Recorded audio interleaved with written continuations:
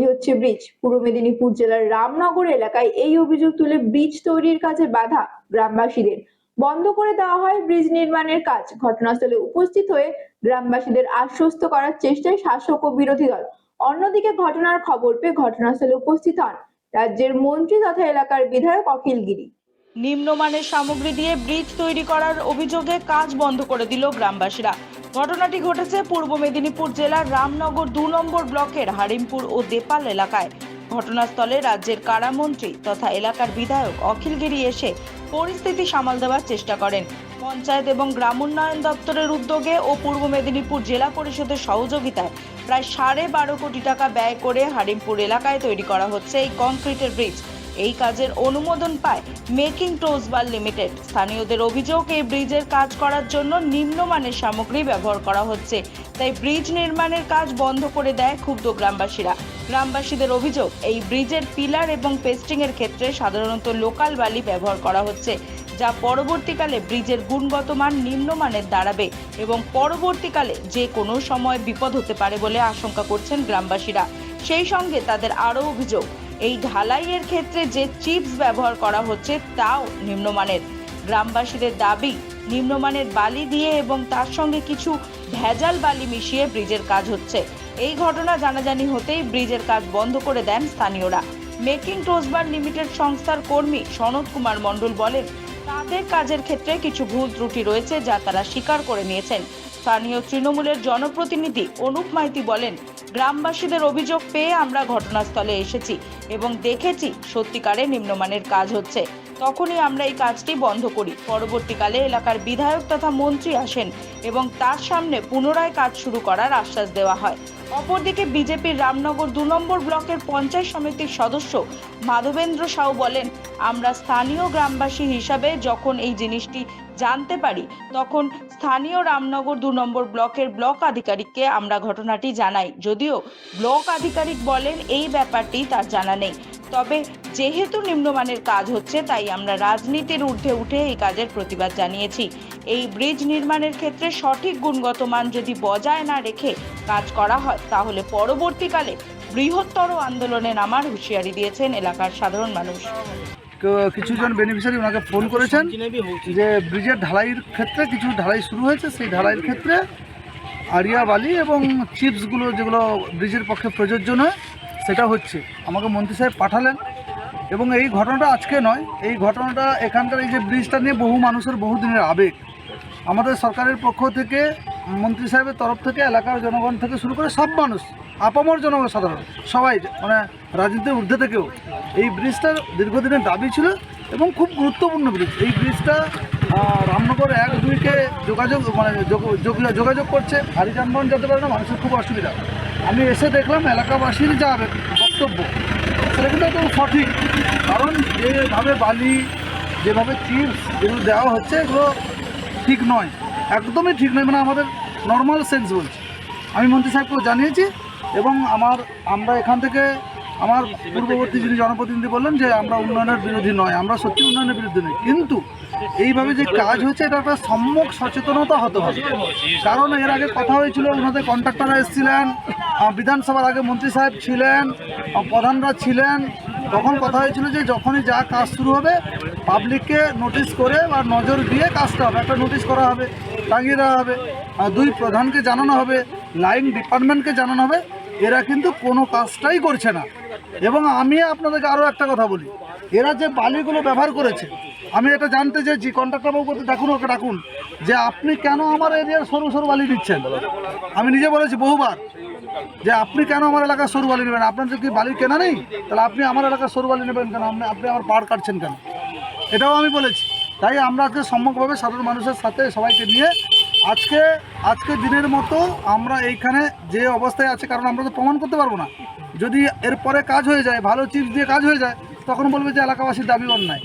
তাহলে যেটুকুন ঢালা হয়েছে ওখানে পড়ে থাকবে এখন, তারপর লাইন ডিপার্টমেন্ট, বিডিও সাহেব, মন্ত্রী সাহেব সবাই এসে যেটা আমাদের শিডিউল যেটা হয়েছে সেই কাজটা করতে হবে। এবং এরা এই অনৈতিক কাজ কেন করেছে এবং একটা রাজনৈতিক দলকে জড়িয়ে দেওয়ার যে চক্রান্ত করেছে এরা, যেটা আপনার কাছে এই ভিডিওটা আছে, আপনি আমাকে দেখিয়েছেন, সুপারভাইজার বলেছে যে অমুক কোনো এক দলের নেতারা জানে, তাই আমিও চাই কোন দলের নেতারা জানে এবং কোন দলের নেতারা বলেছে এর বিরুদ্ধে আমাদের লাগাতার আন্দোলন হবে এবং ব্রিজটা অনেক ঢিলেমিভাবে চলছে।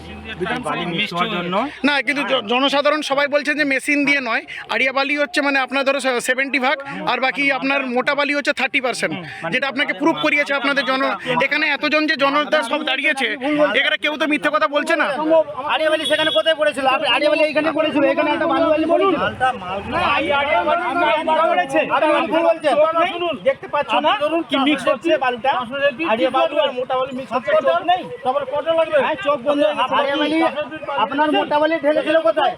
দাঁড়ান দাদা, এইখানে এখান থেকে হয় নাকি? এখান থেকে ঢেলেছিল, এইখান থেকে কোনো বালি নেই। আপনার মোটা বালি এখান থেকে একটুও নেই, দেখা যাচ্ছে না। এই আড়িয়া বালি মিক্সিং করে কাজ হচ্ছে, দিয়ে আমি সঙ্গে এলাম, এসে দেখলাম সত্যি সত্যি আড়িয়া বালি কাজ হচ্ছে চিপসের সঙ্গেও আড়িয়া বালি এবং চিপসের সঙ্গে মিশিয়ে আড়িয়া বালি কাজ করছে। এবার সেই ব্যাপারটা নিয়ে আমি ঠিকাদার সুপারভাইজারের সাথে কথা বললাম, ওরা সঠিক উত্তর দিতে পারলো না। তারপরে আমি বিডিও সাহেবকে ফোন করি, বিডিও সাহেব বলছে যে কোন ডিপার্টমেন্টের কাজ আমার জানা নেই। বিডিও সাহেব দুবার ফোন করলাম, বলো ইরিগেশন করছে কি পিডাব্লিউডি করছে আমার জানা নেই। বিডিও সাহেবকে কল করেছি, তারপরে অন্যান্য মানুষ জড়সড় হলো এবং এই মুহূর্তে আমি এই কাজ আমি বন্ধের পক্ষে নই। মানুষের যাতায়াতের জন্য দীর্ঘদিন ধরে ব্রিজের দাবি ছিল, যদি সেটা স্যাংশন হয়েছে, বন্ধের পক্ষে আমি নই। কিন্তু এর টোটাল কাজের যে সুপারভিশন, টোটাল জেলা পরিষদের ইঞ্জিনিয়ার, যেখানকার ইঞ্জিনিয়ার স্পটে বসে থেকে আপ টু ডেট কাজ করবে। যেখানে 12 কোটির বেশি টাকা প্রজেক্ট, সেখানে বাচ্চাকে সঠিকভাবে বড় করতে, যদি বাচ্চাকে ভালো করে বুঝতে পারি, জানতে পারি, চিনতে পারি, তাহলে কিন্তু আমাদেরকে মানুষ করতে অনেক সহজ হবে। আমরা একটা উপায় আমাদের কাছে আছে, DMIT, demographics multiple intelligence test.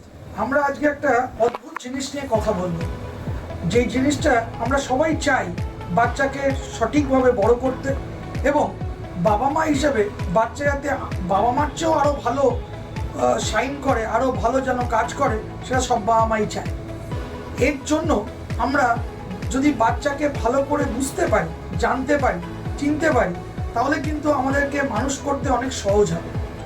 আমরা একটা উপায় আমাদের কাছে আছে, যেই একটা টেস্টের মাধ্যমে, সেই টেস্টটার নাম হচ্ছে DMIT, demographics multiple intelligence test. এই টেস্টের মাধ্যমে আমরা বাচ্চার ইনবর্ন ট্যালেন্ট, ইনবর্ন স্ট্রেংথস, বাচ্চার এরিয়াস অফ ডেভেলপমেন্ট, বাচ্চার কোন দিকে ন্যাক আছে, বাচ্চা কীরমভাবে পড়াশোনা করতে চায়, কীরমভাবে লোকের সঙ্গে মিশতে চায়, এই সব জিনিসগুলো আমরা বাচ্চার সম্বন্ধে জানতে পারবো সঠিকভাবে। যদি আমরা এটা জানতে পারি, তাহলে আমরা বাচ্চাকে সেই রকমভাবে তৈরি করতে পারবো, এবং তৈরি করতে পারলে বাচ্চা ভালো ফল করবে, শুধু পরীক্ষায় না, জীবনও সে ভালো করে দাঁড়াবে, যেটা সব বাবা মার ইচ্ছে। হ্যাঁ, আমরা আজকে এখন দেখাবো এই যে অদ্ভুত যে প্রসেস বা অদ্ভুত যে একটা টেস্ট, সেই টেস্টটা কি করে হয়। যে টেস্টটার নাম DMIT, demographics multiple intelligence test. Saugata, এবার তুমি শুরু করো। আমরা একটা ফিঙ্গারপ্রিন্ট মেশিন নিয়ে এই কাজটা করা হয়, এবং এই ফিঙ্গারপ্রিন্ট মেশিনে কিন্তু শুধু DMITর জন্যই কাজগুলো করা যায়। প্রথমে আমরা লেফট হ্যান্ডগুলোকে আগে নেব, তারপরে আমরা রাইট হ্যান্ড নেব, এই দুটোরই আমরা ফিঙ্গারপ্রিন্টগুলো নেব, এবং 3 রকম শেপে নেব, সামনে সাইড 3 রকম করে নেব, যাতে করে আমরা অ্যাকুরেট টু অ্যাকুরেট রেজাল্ট পেতে পারি। অনেকেই একবার নিয়ে রেজাল্ট বের করে, কিন্তু সবচেয়ে বেশি অ্যাকুরেট চাইতে হলে একটা ফিঙ্গারকে 3 রকম অ্যাঙ্গেলে নিয়ে আমরা এই কাজটা করি। আপনারা দেখতে থাকুন কীরকমভাবে টেস্টটা হচ্ছে, এবং একটা সফটওয়্যারে আমরা এই ফিঙ্গারপ্রিন্টসগুলোকে তুলে নিচ্ছি, এবং তুলে নেওয়ার পরে আমরা সেই রিপোর্টটা, যেই কাস্টমার আমাদের সঙ্গে করলেন রিপোর্টটা, সে ওই রিপোর্টটা পায়, এবং তারপরে আমাদের একজন সাইকোলজিস্ট আছে, যিনি টোটাল রিপোর্টটার উপর একটা কাউন্সেলিং করে, এবং সেই কাউন্সেলিংয়ে একটা entire discussion between the parent and the councillor হয়, যাতে করে বাবা মা বুঝতে পারে তার কোথায় স্ট্রেংথ, তার কোথায় এরিয়াস অফ ইমপ্রুভমেন্ট, তার পার্সোনালিটি, তার কি ইচ্ছে অনিচ্ছে, পড়ার স্টাইল, এবং কোন দিকে সে বড় হয়ে ভালো রোজগার করতে পারবে, বিজনেস করবে না চাকরি করবে, চাকরি করলে কোন স্ট্রিমে যাবে, সব কিছু সে কিন্তু বিশদভাবে বাবা মা জানতে পারে। এর সম্বন্ধে বিশদ জানতে যোগাযোগ করুন ই-মেরিট সলিউশনস, এবং আমাদের ফোন নাম্বার এবং ইমেল আইডি, হোয়াটসঅ্যাপ নাম্বার সব স্ক্রিনে ডেমনস্ট্রেট হচ্ছে বা ডিসপ্লে হচ্ছে। Thank you.